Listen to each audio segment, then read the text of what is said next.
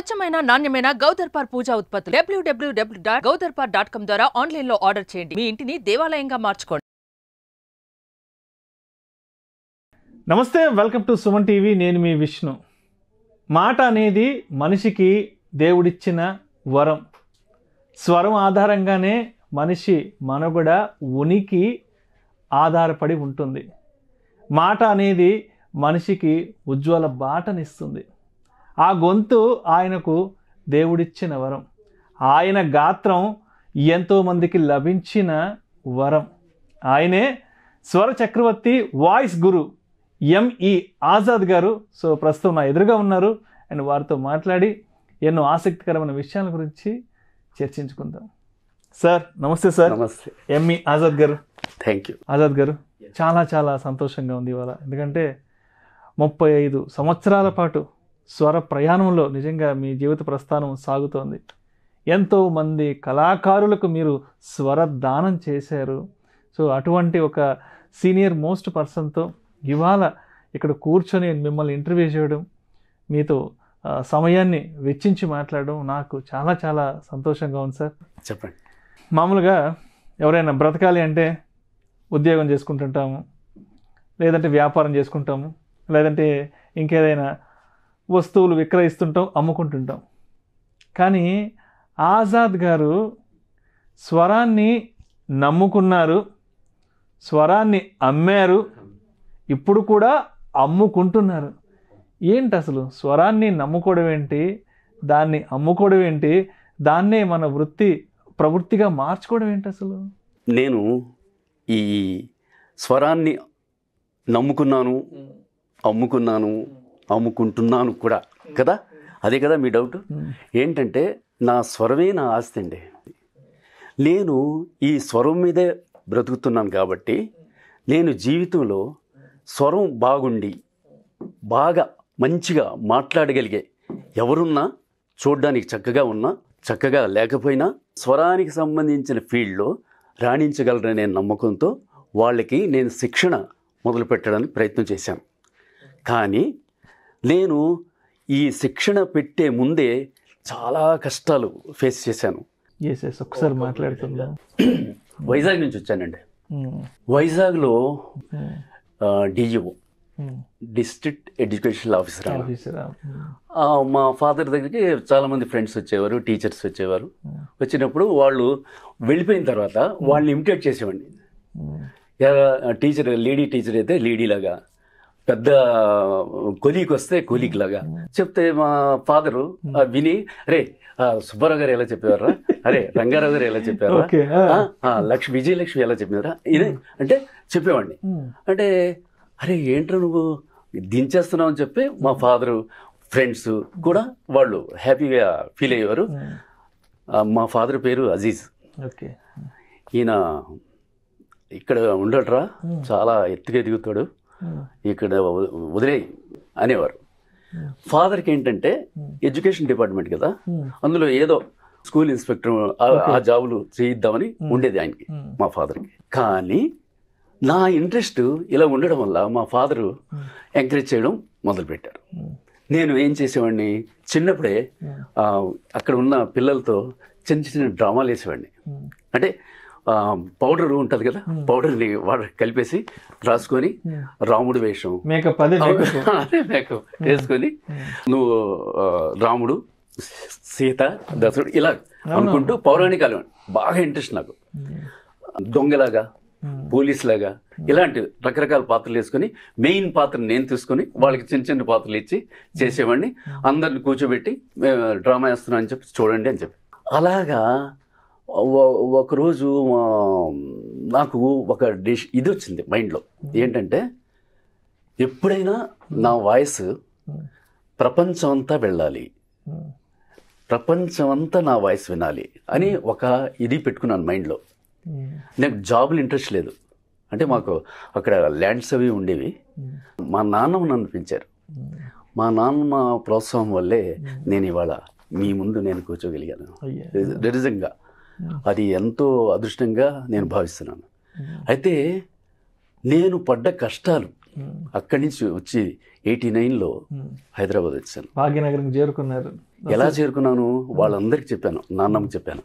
అంటే నాన్నమ్మని వదలేకపోయాను నేను, కానీ ఆమె చెప్పారు, నాన్న నువ్వు వెళ్ళు, నేను ఉండగలను నువ్వు లేకపోయినా అని, అక్కడ ప్రయత్నించు, లేకపోతే వచ్చేసి అని చెప్పారు. ఫాదర్ కూడా నాన్నమ్మ ఏం చెప్పారో అది ఇచ్చేసి ఓకే అని పంపించారు. అయితే ఇక్కడికి వచ్చిన తర్వాత రేడియో అంటే తెలియదు, టీవీ అంటే తెలియదు, మైక్ అంటే తెలియదు, ఏమీ తెలియదు నాకు. డబ్బింగ్ అనేది స్పెల్లింగే తెలియదు నాకు. హైదరాబాద్లో నాకు 4-5 ఫ్రెండ్స్ ఉన్నారు, అంటే వైజాగ్ నుంచి వచ్చిన ఫ్రెండ్స్. వాళ్ళ దగ్గరికి వెళ్ళి నేను నా రూమ్లో ఉండు నువ్వు అంటే నీ ప్రయత్నాలు నువ్వు చేసుకో, ఇదిగో టికెట్లు మీల్స్ ఇచ్చేసి వెళ్ళిపోయారు. నేను ఏదో ఇటు అటు తిరగడం రావడం, ఆ కూపన్ తీసుకెళ్ళి తినడం ఇలా చేసేవాడిని. అయితే అప్పుడు అమృతవాణి అని సికింద్రాబాద్లో ఉంది, అమృతవాణి స్టూడియోస్, అది క్రిస్టియన్ ఆర్గనైజేషన్. అది అందులో ఆడిషన్స్ జరుగుతున్నాయి. యేసు చరిత్రం అనే ఒక డ్రామా, ఆడియో డ్రామా, దానికి ఆర్టిస్టులు కావాలి అని చెప్పి అనౌన్స్ చేశారు. అప్పుడు బస్సులో వెళ్ళే డబ్బులు కూడా లేవు నాకు, నిజంగా డబ్బులు లేవు. 35 ఏళ్ల క్రితం భాగ్యనగరం. ఎస్, చిక్కడపల్లి నుంచి నెక్స్ట్ వెళ్ళిపోయి అమృతవాణి అంటే అక్కడ స్టేషన్ ఉంది కదా, స్టేషన్కి ఆపోజిట్లోనే ఉంటుంది ఆ స్టూడియో. వెళ్ళిపోయాను. 85 మంది ఉన్నారు అక్కడ ఇంటర్వ్యూలో. చూశాను. మనం ఎక్కడ ఈరోజు అనుకున్నారు, ఇంకా అందరు కూర్చున్నారు, పెద్ద పెద్దోళ్ళు, అంటే ఎలా అంటే వాయిస్లు గంభీరంగా వాళ్ళు మాట్లాడుతున్నారు. ఏంటి భయం వేసేస్తుంది నాకు. అరే ఎలా బాబు వెళ్ళి ఫేస్ చేయడం అని. తర్వాత వెళ్ళాను, రాసి ఇచ్చాను, అయిపోయింది. సెలెక్ట్ చేశారు. చేసిన తర్వాత ఫస్ట్ డ్రామాకి పిలిచారు. అందులో నాకు చిన్న రోలు ఏంటంటే కొడుకు రోలు ఇచ్చి చదవండి అని చెప్పి చదివి 150 రూపాయలు ఇచ్చేశారు. మొదటి గౌరవ వేతనం. ఎస్, 150 రూపాయలు. మీరు హైదరాబాద్కి వచ్చాక అందుకున్న మొట్టమొదటి జీతం, గౌరవ వేతనం అంటారు. అదే నాకు 150,000 లెక్క ఇవాళ. 150,000 ఆ 150 తీసుకొని ఖర్చు పెట్టకుండా, ఒక్క ఎన్వి ఖర్చు పెట్టకుండా, నాకు ఎవరైతే నాకు లిఫ్ట్ ఇచ్చారు పిల్లలు, షెల్టర్ ఇచ్చారు కదా, వెళ్ళాను వాళ్ళ దగ్గరికి వెళ్ళిపోయి ఇది నా ఫస్ట్ ఇన్కమ్ తీసుకురా అని చెప్పి ఇచ్చారు. నీ దగ్గర ఉంచరా, నువ్వు నీకు కావాలి కదా. లేదు, నువ్వు నాకు ఇవాళ రూము తిండి అన్నీ పెడుతున్నావు, నువ్వు తీసుకో. ఇచ్చాను. 1 ఇయర్ దాకా ఇలాగే 150 అలా ఇచ్చుకుంటూ, ఈ మధ్యలో డ్రామాలో వారానికి 2 సార్లు పిలిచేవారు వాళ్ళు. ఈ మధ్యలో నాకు చిన్న ఐడియా వచ్చింది. ఏంటంటే నా వాయిస్ ఇంత బాగుంది కదా, అడ్వర్టైజ్మెంట్ చేయొచ్చు కదా అని చెప్పి ఒక చిన్న ఐడియా వచ్చింది. నేనేం చేశాను, మన అమృతవాణిలోంచి ఒక తెలిసిన పర్సన్ తీసుకొని చిక్కడపల్లి వస్తే, చిక్కడపల్లిలో మేము ఎక్కడైతే ఉన్నామో ఆపోజిట్లో వెంకటేశ్వర ఎడ్యుకేషనల్ అకాడమీ అని ఉంది. అక్కడ ఏ రాధాకృష్ణమూర్తి గారని ఆయన దానికి ప్రిన్సిపాల్. సో అతని దగ్గర డేట్ చేసి రూమ్లో ఉంటాం కదా, వెళ్ళిపోయాను. ఫస్ట్ ఫ్లోర్లో వెళ్ళిపోయాను. వెళ్ళిన తర్వాత నమస్కారం సార్, చెప్పండి, ఇలాగ నేను అడ్వర్టైజ్మెంట్ చేస్తుంటానంటే, ఏంటి ఏం చేస్తారు మీరు అని అడిగారు. ఇలాగా రేడియోలో అవి చేస్తుంటాను అని చెప్పాను. రేడియోలో అప్పుడు రేడియో కూడా తెలియదు నాకు. చెప్పాను, వెంకటేశ్వర ఎడ్యుకేషనల్ అకాడమీ కదా, దీని మీద యాడ్ చేయండి మీరు, మా కోర్సులు ఇవి అంటే IMA IAF ఇవన్నీ ఉన్నాయి, వాయిస్ ఓవర్ లాగా చెప్పండి అన్నారు. అంటే నాకు 1 అవర్ టైం ఇస్తారా సార్ అన్నాను. ఇచ్చారు. కూర్చొని వెంకటేశ్వర ఎడ్యుకేషనల్ అకాడమీ గురించి కోర్సులు KG నుండి PG అవి ఇవన్నీ రాశాను. రాసి పెట్టుకొని దానికి ట్యూన్ ఎలాగా అంటే ట్యూన్ దీనికి వెంకటేశ్వర ఎడ్యుకేషనల్ అకాడమీ అనగానే ఏం గుర్తుకొస్తుంది మీకు? వెంకటేశ్వర స్వామి అనగానే సుప్రభాతం వస్తుంది. అది ఏం చేశాను, అప్పుడు ఎవ్రీ సాటర్డే సుప్రభాతం వస్తుంది రేడియోలో కదా.